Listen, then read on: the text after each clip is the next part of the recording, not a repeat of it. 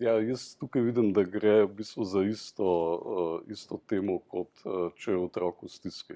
A ne.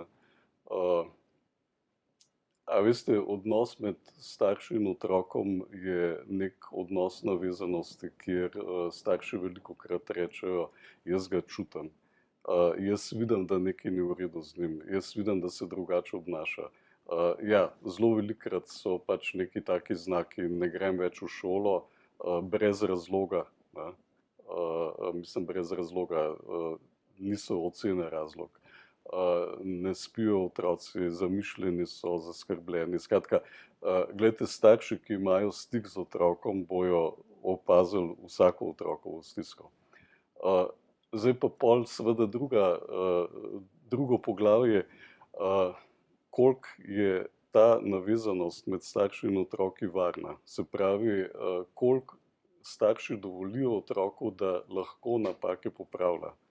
To je danes, jaz mislim, velik problem, zato ker otroci se zavedajo, da so nekaj narobe naredili, recimo zaidejo v neke komunikacije, ki niso primerne, ali pa a ne, tukaj je velikokrat to, da če bom doma povedal, pol bom izpadel reva.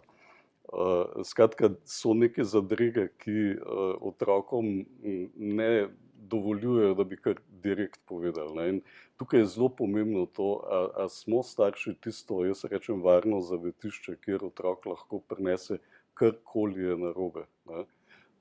In recimo, ne, ena stvar, ki preprečuje, da bi se to zgodilo, je kaznovanje. A ne? Če mi otroka kaznujemo za napake, pol seveda otrok ne bo prišel k nam, ne bo se varno z nami počutil, ne. Tako da ja, to je, mislim, da zelo pomembno vprašanje in ne gre za znake, gre za kvaliteto odnosa.